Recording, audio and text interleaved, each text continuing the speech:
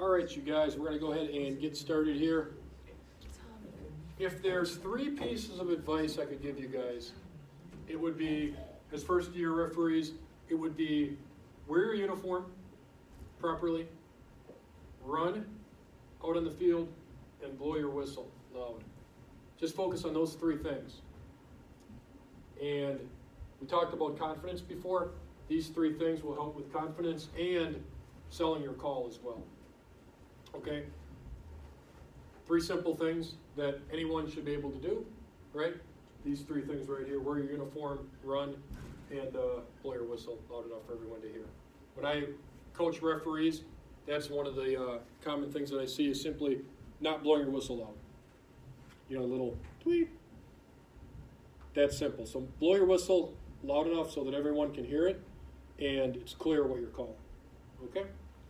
The two things that we're supposed to cover here, and you guys already covered in your modules, is fouls and misconduct, and then penalty kicks. Those are the two things I want us to cover this year at this course. We're going to talk about fouls and misconduct, which is Law 12. And I'm going to kind of go through it fairly quickly because you've already seen it in the online modules. If you guys have any questions that pop up as I'm going through these slides, feel free to ask. Okay? Now, somebody asked about direct versus indirect free kick offenses. All fouls are either direct or indirect. And then misconduct, we're talking about the cards, the yellow cards and the red cards. Okay? Do you have a question? Or you were the one that asked about the indirect free kick and the direct free kicks. So we're going to talk about fouls. There's three things that have to happen for a foul to occur. Number one is it's got to be committed by a player. Okay? Can you get the door for me? Thank you so much. It's got to be committed by a player. Number two is it's got to be either on or off the field, which is obvious. It used to have to happen on the field. Now fouls can actually happen off the field as well. And then the third one, the ball has to be in play. Those three things have to be established for there to be a foul. Anything that happens when this is not true can't be a foul, but it could potentially be misconduct, correct? Could still be a yellow card or a red card. But to have an actual foul, all of these three things have to happen.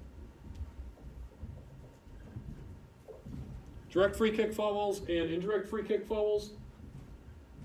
And then just a reminder, you can't score against yourself on a free kick. You can score for yourself on direct free kicks, but not against yourself. If you do, it's a goal kick. Or no, it would be a corner kick if you score on yourself, right? Because the ball crossed the goal line last touched by a defender. You probably won't see that. All right, these are the 7 direct free kick offenses. Okay, these 7 result in direct free kicks. There's 4 other ones after this, but these 7 result in a direct free kick. Kicks, trips, jumps at, charges, strikes, pushes, or tackles or challenges an opponent and gets the player before the ball. Okay? For the most part, if the foul involves contact, it's direct. If there's physical contact, it's direct.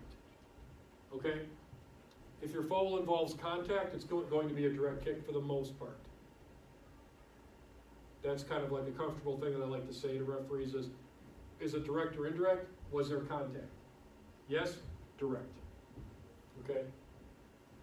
And all of these here involve contact or attempted contact, right? Attempts to kick, attempts to trip. Okay? Those would all be direct free kicks. Now with those 7, we have to ask ourselves a second question, right? And that second question we have to ask ourselves, with those 7, and this is important, was it just careless?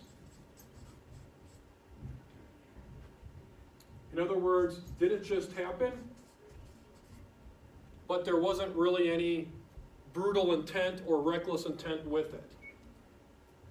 You know, your simple trip, your simple little push, right? Your simple little charge.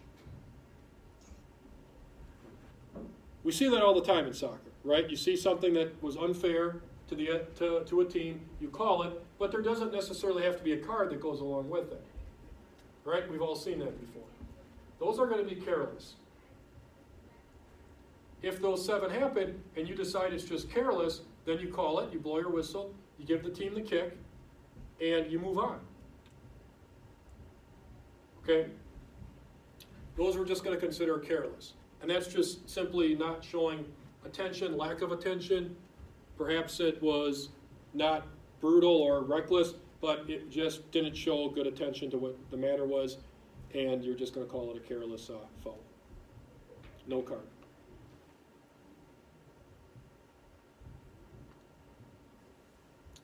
Then we have reckless, okay? If the foul is reckless, that means that there was really a considerable amount of, what's the word I'm looking for? Danger, there we go. Considerable amount of danger or to the consequence for an opponent when making the challenge. Okay, so the player that fouled really didn't think about the danger of the situation. It was reckless. It was done in a way that went beyond just careless. Okay, we would call that reckless. And those are going to be caution, yellow card. So tripping, charging, jumping at, all those fouls that we just talked about. If you deem it reckless, then we're going to go with the yellow card. Okay? Do you remember seeing this in those trainings that you guys did? Talked about this, right? And I know, well, the next one we're going to talk about is the excessive force. And I know Bruce talked about, like, what are the things that you can look for when a foul would be considered excessive force. Okay? Basically, excessive force is when a player exceeds the necessary use of force and endanger the safety of an opponent. Okay? And that would be considered excessive force if it endangers the safety of an opponent. And that's the word that I'm kind of comfortable using, is endangers the safety. And that's a phrase that they've used for a long time. Anytime a foul endangers the safety of an opponent, then it's going to be considered excessive force. Or if there's really an unnecessary amount of force that was used. And that's going to be a send-off or a red card.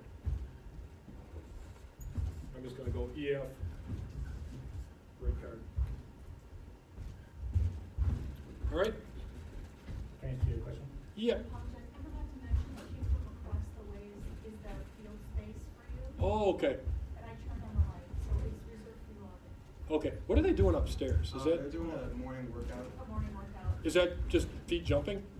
It's probably jump boxes from the sound of it. Okay. I'll mention it. I mean, if they could, I get that, you know, Yeah, it just, I mean, yeah, it's a little, I don't know anybody's going to That's what I'd be doing right now if I wasn't here. And ironically, I think this is the last week. Okay. Yeah, it's just like, I mean, it's funny. Thank you. I didn't know what they were doing. They were slamming balls against the ground or what they were doing. No, they do, that's the kind of stuff they do in the racquetball court over across. Oh, okay. Gotcha. Like, try and throw balls up really high. Interesting. I remember I was at a track meet once, and they were going to start a race, and there was this cross-country track team that was throwing these balls against the ground hard as part of a core workout. And the official actually had to stop the whole and make them stop and then restart the race, but because they were being that distracted. So I hate to be like impede on what they're trying to do, but at the same time, you know, common courtesy. We're in here trying to study a little bit. So if they could, I don't know, but whatever, we'll deal with it. Okay, you have a question? Yes. This may be a rule change since I did this 20 years ago. But, Yeah.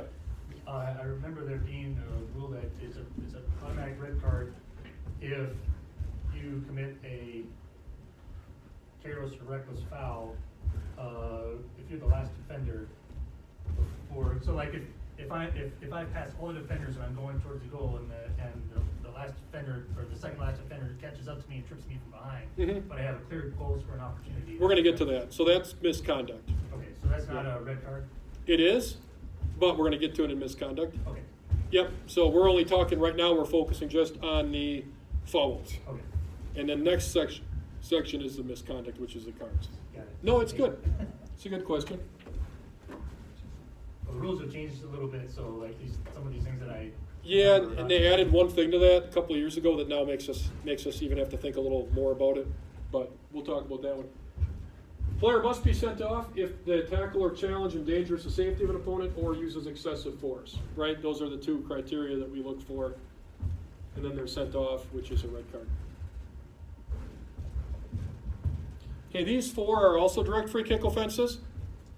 All right, holding an opponent is a direct free kick offense. That involves contact. Impeding an opponent with contact, right? So if they put their body in front of an opponent to prevent them from moving, but there's contact made, then it's going to be a direct free kick. And then biting or spitting at an opponent, probably also going to be violent conduct, red card, which we'll talk about in the next section. And then handling the ball, okay, that's also direct free kick if they're not the goalkeeper. And here's how you can think of that one. That involves contact because it's handed the ball, right? Direct contact there. Once again, anything that involves contact is a direct free kick. Okay, question? So let's say like it's a goal kick or something, and they were forward, like the other half, and like holding the defender behind you, so you can't move side to side. Would that be holding? That would be holding, right? Now, you have to wait until it's kicked and the ball's in play, however, to call the foul. So as a referee, you can wait until they kick it and then blow your whistle and call the foul. Or you can use preventive officiating and tell them to knock it off and then hold the kick and then kick once you're ready to go.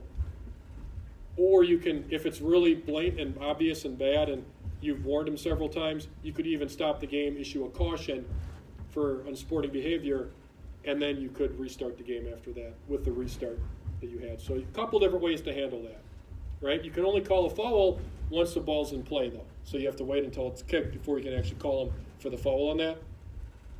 Totally up to you how you want to deal with that. Yep.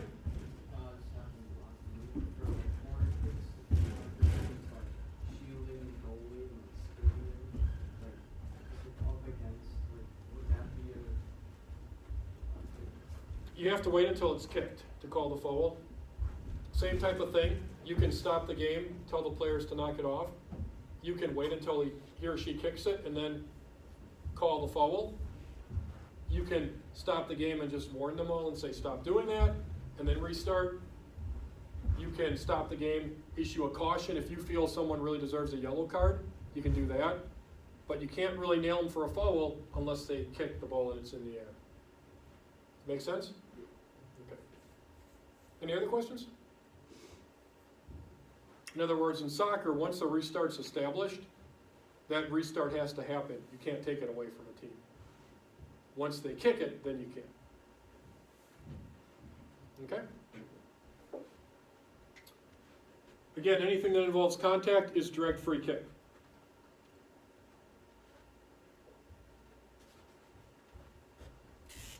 I'm going to write that down. And that doesn't, and I'm not saying, by the way, that anytime there's contact, it's a direct free kick. Right? Because sometimes there's shoulder-to-shoulder contact or just regular natural contact that happens, which we don't call anything. But if you blow your whistle and call a foul and there's contact, you're going with a DFK. That's what I'm saying. Is that clear? You guys all play soccer, so you all know, obviously, it happens where two players touch shoulders. Fair game, shoulder-to-shoulder, right? No call. Okay? But if there is contact and you call a foul, then it's a DFK. That's what I'm saying. Okay? Give me the thumbs up if you're all clear on that. All right, very good. And then we move into the indirect free kick ones. Or actually, we don't. I lied. We got to talk about handball a little bit more. When do you call a handball? When do you not call a handball? First question. Do we call a handball every time it hits a player's hand? No, right? We have to look exactly, why did they use their hands? What was the reason the ball hit the hands? And the International Football Association Board is much more clear now on what a handball is. It used to be kind of a gray area, and it still is a bit of a gray area, but now we have some specific criteria that we look for. Okay? So, what is in a handball? Well, it says anytime it involves a player making contact with the ball, hand, or arm, consider the following. Here are the things we should look for. Movement of hand towards the ball. If the hand moved towards the ball, then it's usually 99.9% of the time going to be a handling offense, right? If their hand came to the ball, that's a sign that they tried to cheat, okay? Second thing we look for is the distance between the opponent and the ball. The closer it is, the more likely it's going to be not to be called, because then it might have been more accidental. But if they had more time to react, we're more likely to call it. The position of the hand does not necessarily mean that there is an offense. We got to look a little bit more into it than that. Okay, and then touching the ball with an object is considered an offense, and hitting the ball with or throwing the ball or kicking an object is also an offense. If you take an object and you throw it at the ball, or use an object to extend your hand. Anyone ever see that before? No, I haven't either.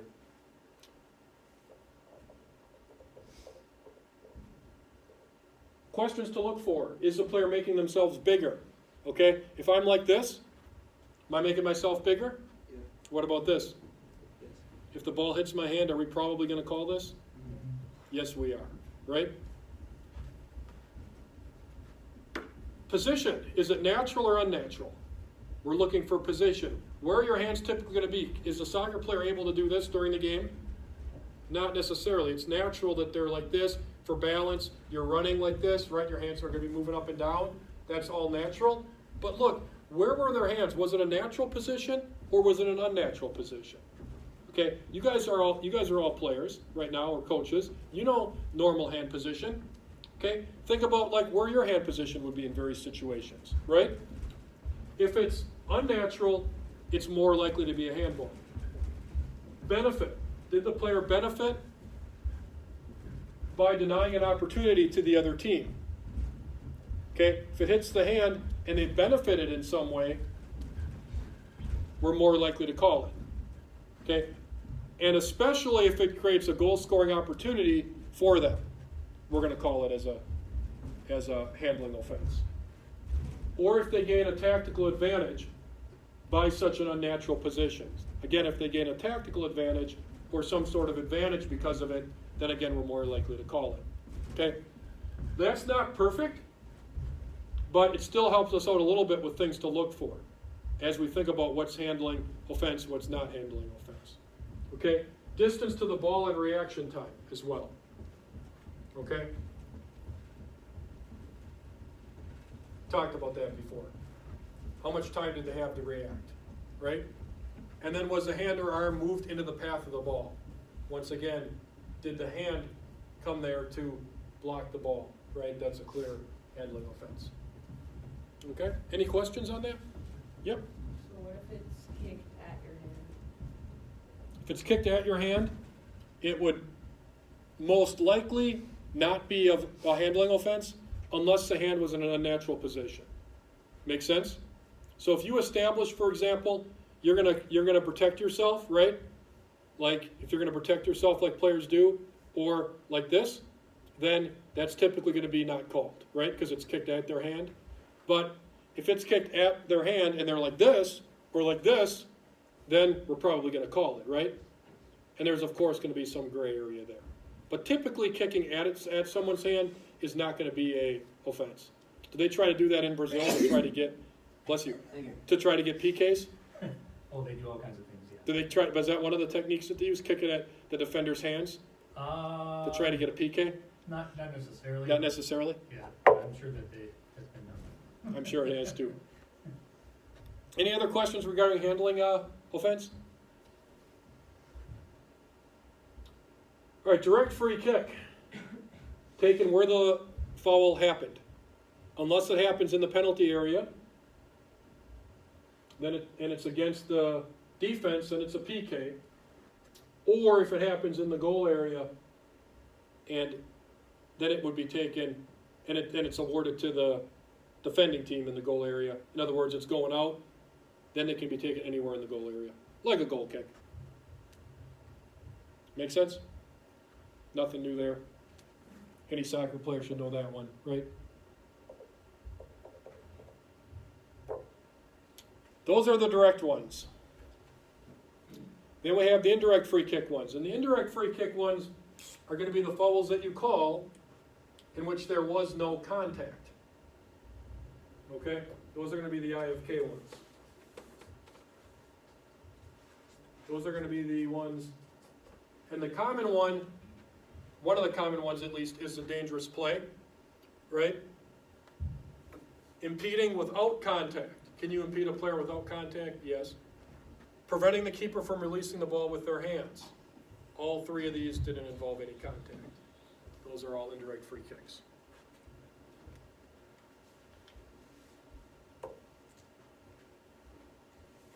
Look at the picture. What's the foul here? High kick. No. Dangerous play. Dangerous play. Exactly. Can't have a high kick. Can a player kick the ball high? Or kick at a ball that's high up in the air? Sure. As long as there's not an opponent near them, right?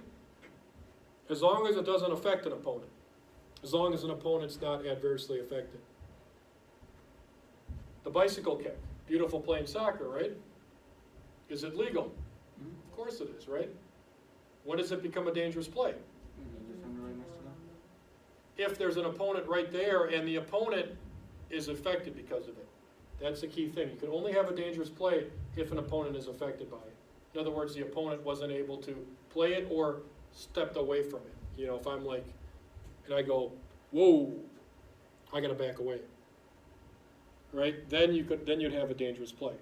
Now in this case, notice a blue player is backing away from the ball with their head. So we have a dangerous play there. Okay. No such thing as a high kick in soccer. Kicking the ball high becomes a dangerous play if an opponent is affected by it. Impeding with contact. Without contact, my bad. Can a player shield the ball? Yes. But they can only shield the ball if what? What's that? If it's rolling out. Not necessarily. You can only shield if the ball is within playing distance. Right? You can shield that. You can use your body to shield if the ball is within playing distance. What is considered playing distance? Yep. Or in, not out of bounds. Playing distance is considered to be where you can reach out and touch the ball. If you have a player shielding, it's only legal if they can literally reach out and touch the ball. You mentioned the keeper one. If the defender can reach out and touch the ball, that's legal. But if a defender's shielding and cannot reach out and touch the ball, it should actually be impeding against the defender. And it could be impeding with contact or without contact. Now, do we always call that as referees? No, right? We usually give them a little leeway on it. Not too many referees are going to want to award a penalty kick because of contact impeding. That was kind of a gray area, right? So usually we use our proactive skills and we tell the defender, hey, look, dude, that ball wasn't within playing distance. You really shouldn't be doing that. Okay? Now, what I will do is I will call that on them if I believe that the attacker could have got to the ball but wasn't able to because of it. Even if I think it would have been close. Okay, and I've made that call many times. But if I didn't think the attacker was going to get to it anyways, then I usually don't call that one, unless it was really blatant, really bad. Does that make sense? If it happens inside the penalty area, it's still an indirect kick. Well, it depends, because remember, impeding with contact is a DFK. Right, I'm saying without contact. Without contact is an indirect free kick. Yep. In the penalty area. In the penalty area. Yep. Doesn't matter in or out for indirect free kick ones. It's still indirect free kick. In or out. The penalty area is only relevant for direct free kick offenses, and then it's also relevant a few other times in the game, like on kicks and things like that. But indirect free kick, doesn't matter. Prevents goalkeeper from releasing the ball with his or her hands. That one kind of goes without explanation. Then we have the keeper violations. The indirect free kick ones because of things that the keeper does. One of which is holds the ball for more than 6 seconds. Talk to the keeper. Hey keeper, come on, punt it. Time is up. A little bit. Don't just nail him on this one right away. Right? We're not basketball officials. We don't do this. Okay, but they should be releasing the ball within an appropriate amount of time. Now you're a keeper, right? You know how it goes. You save one. You get on the ground. And then you kind of take your time getting up. And then you kind of punt it, right? When your team is ahead, at least, right at the end of a game. You kind of get on the ground, even if you don't have to. They kind of make it look like you had to get on the ground. I know the trick. Okay. But you got to get the keeper moving. Okay, come on, keeper. Time's up here. Let's go, keeper. Right? They only have 6 seconds, or technically, it's an indirect free kick. And I've seen this called in a big game once. When USA women's team was playing the Canadian women's team, this was back in like one of the lower 90 games, I want to say like 92. And the US was down by a goal to Canada, and the Canadian goalkeeper was wasting time. And finally, the referee actually nailed the Canadian goalkeeper for the 6-second violation, or offense. And US put the ball down, indirect free kick. She kicked it right into one of the players' hands, and then they got a penalty kick, and they tied the game. I didn't think the PK was a good call, but the indirect free kick after several warnings, I can understand that. Yep.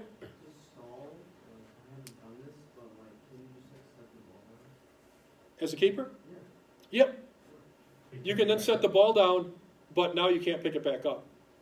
And if you do pick it back up, then you get nailed with this one. Touching the ball again after releasing it before it touches another player. I didn't know that. It's like I've seen keepers just set the ball down and like, come on, come get the ball, and then pick it back up. That's a violation or an offense. Yeah. Now what you can do is if the ball comes to you and it wasn't kicked by a teammate, you can keep it at your feet and you can just stand there and you can kill all the clock you want. And then once an opponent comes at you, then you can pick it up. And then if the opponent goes away, then you can put it back down and then you can dribble it around, but you can't pick it back up. Make sense? That's all perfectly fine. And that's the way you can kill some time too. If you got the ball and you wait 5 seconds and then you notice there's nobody near you, you can then put the ball down. And then you can stand there all day until somebody pressures you, and then you have to clear it or kick it or pass it to somebody. Yep. And then you'll force them to have to run at you. Yep. So this one I was playing, so like, the other team, they made it like a pass, they intercepted it, they passed it back to me, and I brought it into my box and picked it up, and after like the game I was thinking, should I have gotten a PK for that? So they passed it to you, and then you dribbled it in the penalty area? They passed it outside the box, and then I brought it in and picked it up. Was it your teammate that passed it? Yeah, Was it from his foot? I think. Was it from his foot? Did he pass it to you intentionally? Was it deliberate? It might have been like a redirect. Yeah, if he passed it to you deliberately and kicked it to you, and then you dribbled it around and then picked it up, it should have been an indirect free kick. If it wasn't deliberate, then you're okay. Okay? You can dribble it into the box and then pick it up if it's. Yep, as long as you didn't get it from a pass back. Yeah. So if it was like a header, could the keeper pick it up from, like, say it was a corner, and then, like, your own player headers it to your goalie? That's fine. That's actually legit. Okay. Yeah. The only thing you can't do is you can't circumvent. In other words, if instead of passing it to the keeper, you say, well, I'm just going to get on my knees and head it to the keeper. Seen it happen one time, and the referee failed to make the correct call. That should actually be a caution for cheating and an indirect free kick. The other one would be if you can flick it up to your head and then head it, you can't do that either.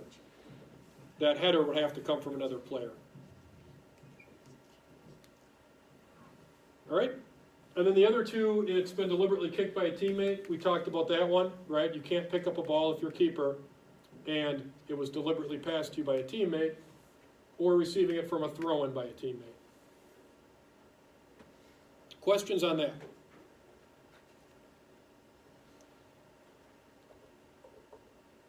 The indirect free kick is taken from the point where the infraction occurred, unless it happened in the defensive team's goal area, in which case it's like a goal kick. It can be taken anywhere inside the goal area. Or if it's in the goal area of the attacking team. So in other words, we would say in the goal area going in, you pull it to the top of the 6 on the goal line, right? So here's an example.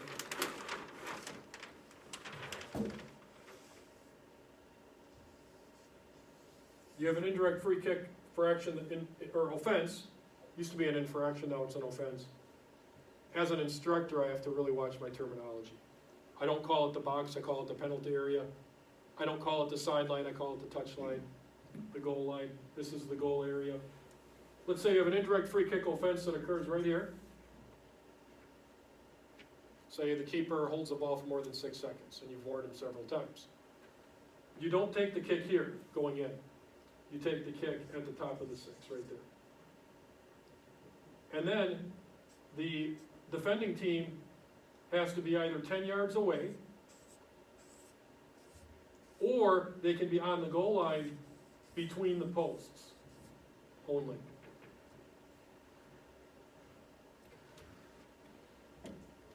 But it's indirect, so it has to hit somebody, so, It has to hit somebody, yep. so they can just get out of it.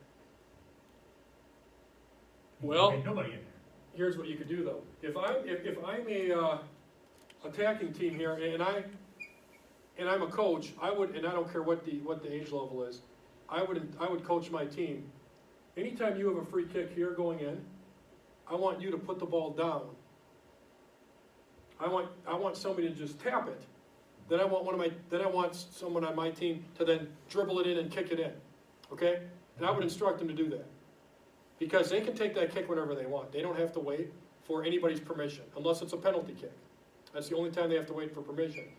I would say, hey, look, guys, if we get any indirect free kick, and I would practice this a million times in practice, I would say, referee blows a whistle, I want you guys coming in, putting that ball down, and I would tell them it's got to be in the top of the goal line if it's here. We'd go through all that.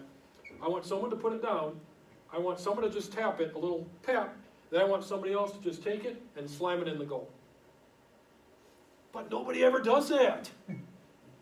They all stand around and look at you. It's an advantage to know the rules of this game. It really is. Right? And why no coach on earth teaches that, I don't know. It just drives me crazy. Because whatever happens when I call that, the players don't know what the heck's going on. I'm like, indirect free kick. It's got to be taken there. Going this way. And they all look at me like I'm supposed to do something. A good coach team should put the ball down, tap it, kick it right in. Right? Because here's the thing, if the attackers can be, you can have 3 or 4 attackers right here by the ball, one of them can tap it an inch, the other one can take it, they got a free shot to go in if the defenders don't establish themselves there. So if I'm a defending team's coach, you want to make sure, yeah, you get players on this goal line here, and that kick is rushed as soon as that ball's tapped, right? But that's not something that soccer players practice. Instead, they want to practice technique and passing and tactical skills and corner kicks and blah, blah, blah, blah. They never practice set plays.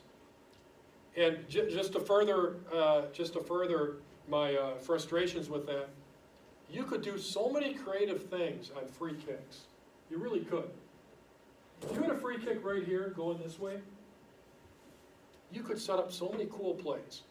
You could have somebody come here, swing and miss at it, and then run here, and then if somebody come from this way, swing and miss at it. You could have guys here, you know, to try to block the guys here from seeing the ball and then duck when the ball's kicked. So many cool things that you could do, but every single team does the same thing. They take the ball, they put it down, they make the referee count 10 yards, and then they establish that, referee blows whistle, and they kick it over the goal. Nobody ever does anything creative. I don't understand that. You could really have a lot of fun with free kicks. And I have a whole playbook of free kicks, by the way. And I don't even coach. Can I borrow that? I have a whole playbook. I can sell it to you on Amazon. No, I'm kidding. I have a whole playbook. I sat down one day and just designed, I was bored, and I spent a couple hours just coming up with free kick plays. Like, because I get so tired of seeing teams that just, on every free kick, just the same thing. And do your coaches ever go over free kicks?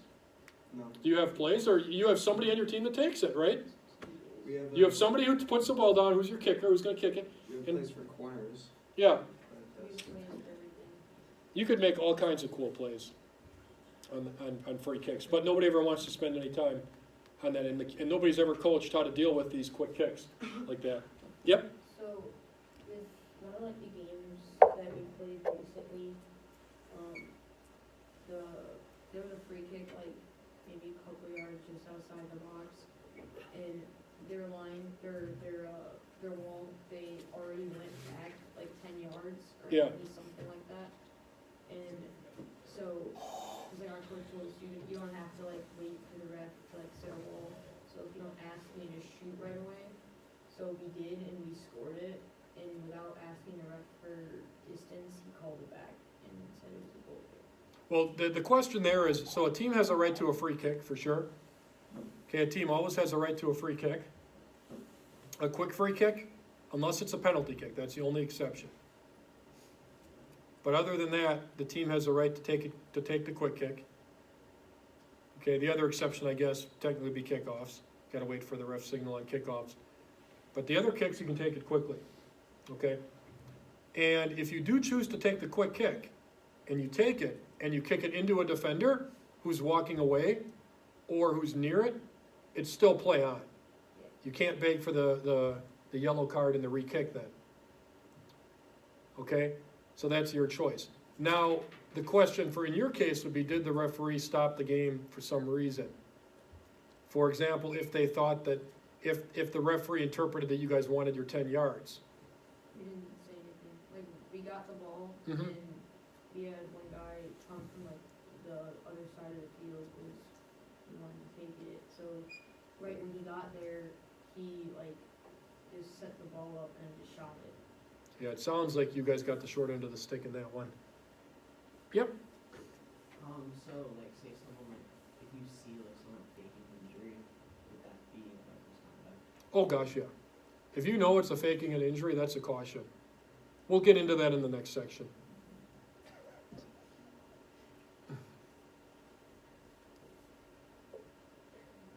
All right, that's fouls. Now we're going to get into misconduct. Misconduct is the cards. Okay, so we got yellow cards and red cards, cautions and send-offs. Reminder that you can only show cards to players, substitute players, and team officials, which for you guys is the coaches and the team managers. That kind of stuff for the games we're going to be doing. Okay? Pretty much anybody but a dog and a spectator for our games. There are 7 cautionable offenses. They are up there. All right? And each one can happen multiple different ways. Delaying the restart of play, right? Cautionable offense. Dissent by word or action, cautionable offense. Entering or re-entering, or deliberately leaving or entering the field without permission, cautionable offense. Failing to respect the required distance, cautionable offense. Okay? Persistent offenses, in other words, fouling multiple times in the same game, that is a cautionable offense. And then unsporting behavior, cautionable offense. Anytime you give a caution, it's for one of these 7. That's what you're going to write it up as. And then more details as to exactly why it fit that particular category. Let's talk about unsporting. And we'll get into your example here in a second. Unsporting would be anytime you yellow card a player because they committed a reckless foul. Remember we talked about careless, reckless, excessive force? There we go, right there.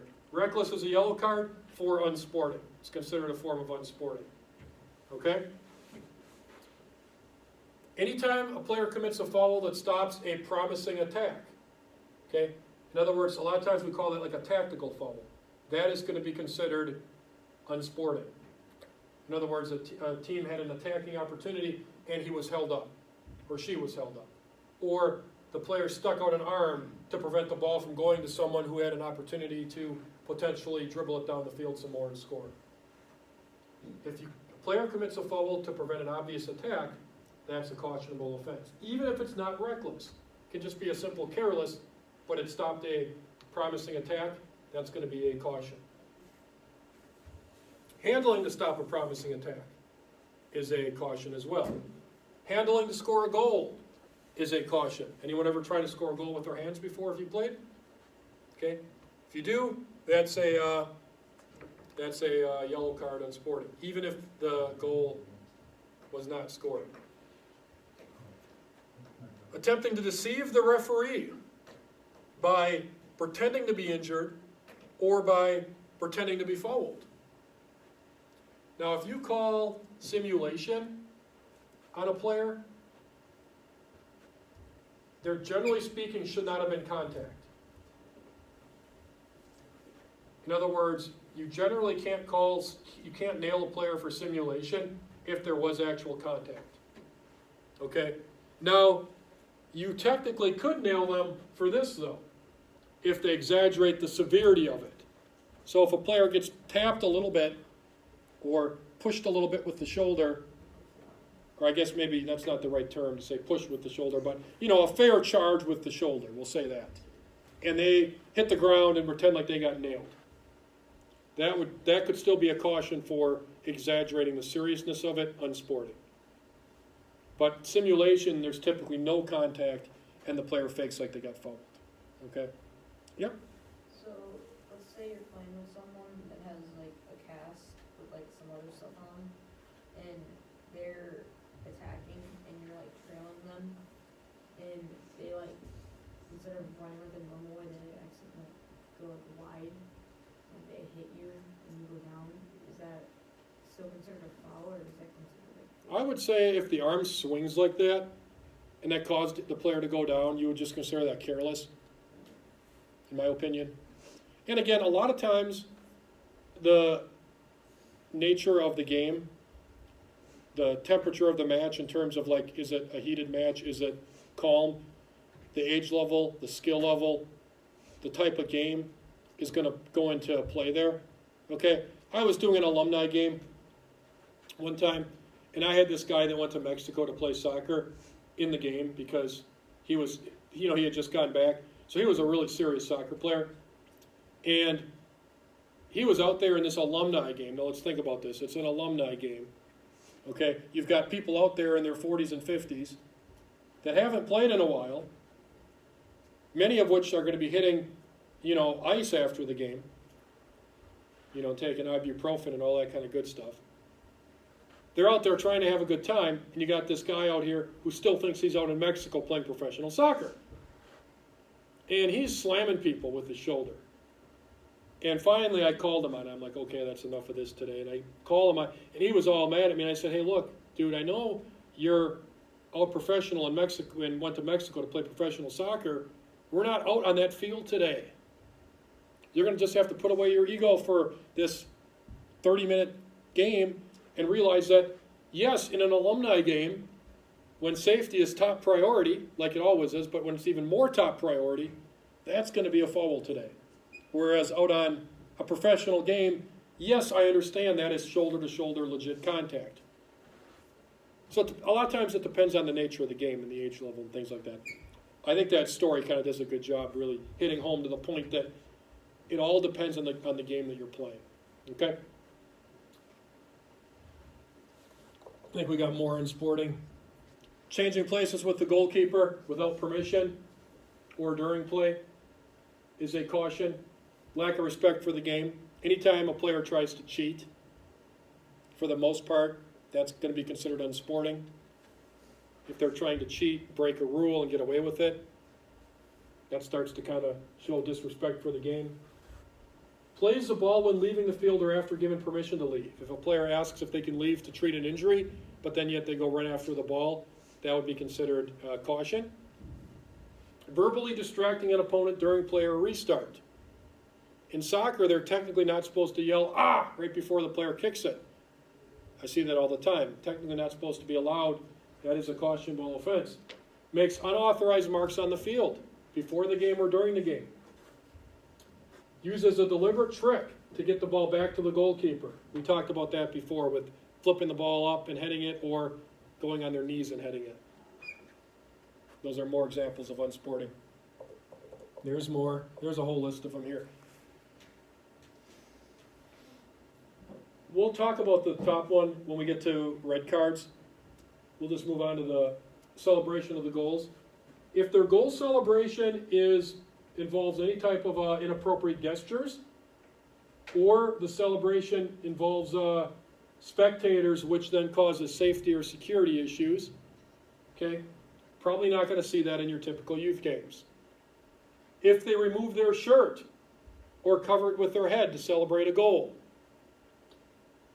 or covers their head with a mask, again, probably not going to see that in our youth games, but those would all be considered cautionable. Is that a change? Because I've seen professional guys take their shirt off all the time. Well, they can take their shirt off, like, after the game. No, but I'm talking about like they score a goal, they take their shirt off.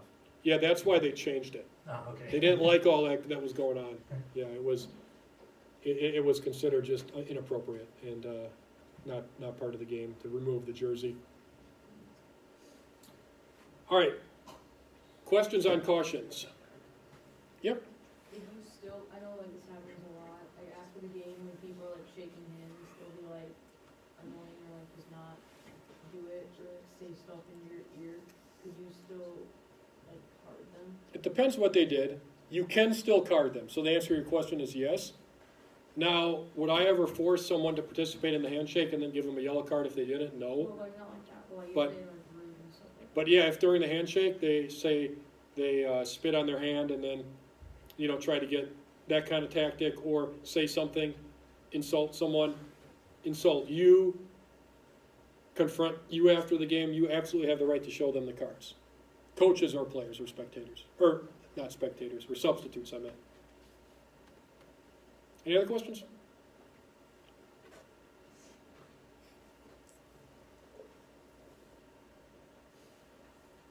All right, we're talking about the red cards.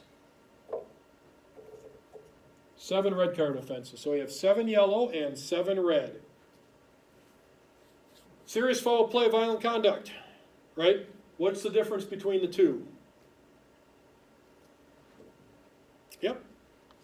Serious is like when you're to goal scoring opportunity and you just like take them out. Not necessarily. That could be one of them, but that's not necessarily the difference.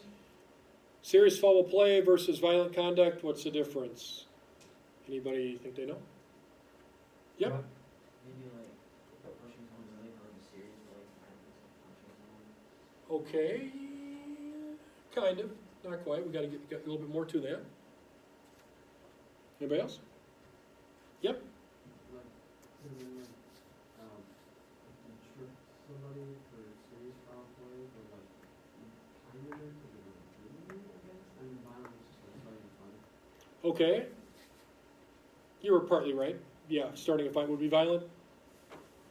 Very simple. Serious foul play is going to be a foul. Player, committed by a player while the ball's in play, on or off the field. And typically, it's going to be near the ball. At least the ball was within the vicinity of it. Violent conduct is typically going to be away from the ball. In other words, it wasn't near the ball, it was away from the ball. Punching someone in the face, elbowing someone up high, those are going to be more likely to be violent conduct, or just a fight away from the ball. Ask yourself, was the ball within the vicinity of it, or was it way away from the ball? Yep.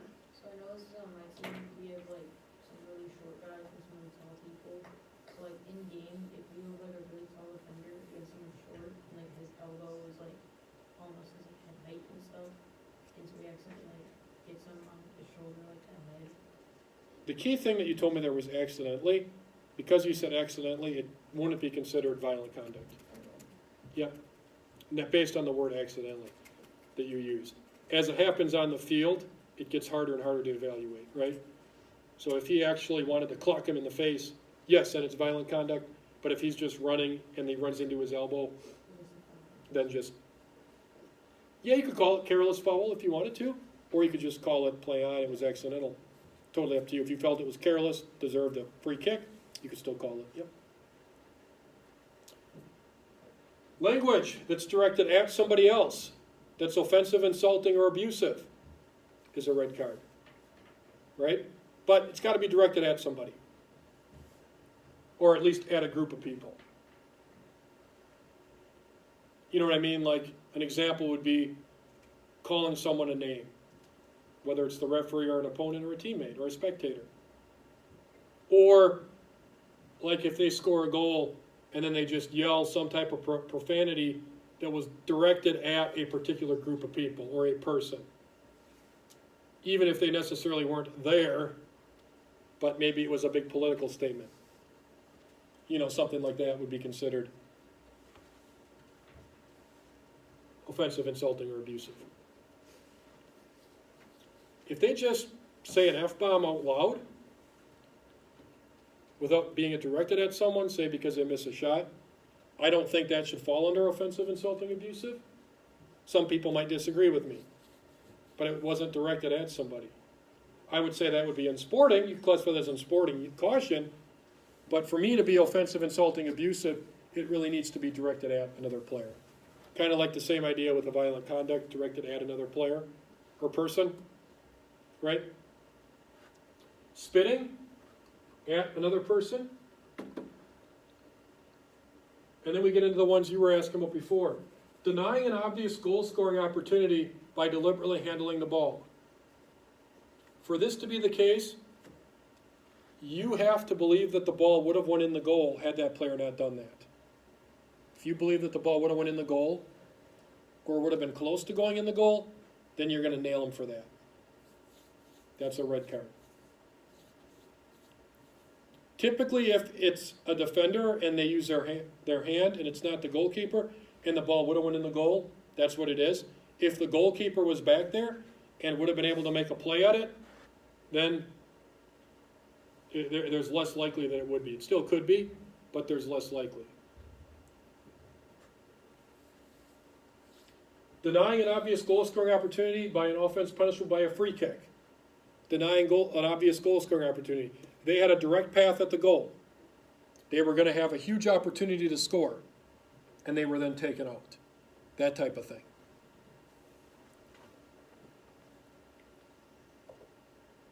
Or two cautions in the same game. I assume on that handling the ball offense, if it's like 9-year-olds and the kid accidentally puts your hand, it's just reflexively, you're not going to send them off. I always get that question. Yeah, like as a instructor, I have to say, the laws of the game tell you to send them off. However, I can tell you that you can look at the league policy, because the league policies always override anything that the laws say, and you can look at that. And if the league says we're going to reduce that to a yellow card, then you could use that as a means to. But I just can't tell you to do that here. In other words, I have to tell you here to follow the law, and then to look at the league policy, right? Kind of feel bad if an 8-year-old kid, Yeah, and if I ever had send to, them off, that'd be pretty bad. yeah, but usually at 8 we have like specific league policies, Yeah, and yeah. a lot of times U8 soccer. When I officiated U8 soccer, we didn't even show cards. We just told the player they needed to sit out. So I don't think you do it at U8. But would you do it at U11? I would if it's a club game. If it's a tournament game, I would. But I don't think I would necessarily nail them by blowing my whistle loud, running up there with a red card in their face. I probably would do it a little bit more tactfully. You know what I mean? All right. We talked about the procedure for cautioning or sending off a player. Very simple. You have them come to you, or you walk near them and beckon them to come to you, and it's just cards straight up over your head. Okay. If it's 2 yellow cards, you give them the second yellow, and then you put that card down and you give them the red. But the second yellow, you want to make sure you hold up that yellow to show everyone, okay, this is a second yellow card, and then you're going to give them the red card. All right, question? What happens if there's like 2 fouls within at the same time? Either for two different people or for one person. Pick the one that happened first. Whatever one happened first is your foul, right? Everything else after that just becomes misconduct. So you just pick the one that happened first, that's your foul, and then the other one, you could potentially still have misconduct, in other words, yellow or red card, depending upon what happened. Okay? They both foul each other. They both foul each other? And they're both going for the ball, they both miss the ball, and they both kick each other. Okay, you have a choice then. You can just let it play on, or you can actually, if you want to defuse the situation because you're worried there's going to be more after, you can then blow your whistle, and then you can just do a drop ball. I've done that sometimes to get my way out of that before. Simultaneous foul, which usually you're going to pick one that fouled first or initiated the foul, but if you really can't decide, then you're going to go, you can just do a drop ball on that. Any other questions?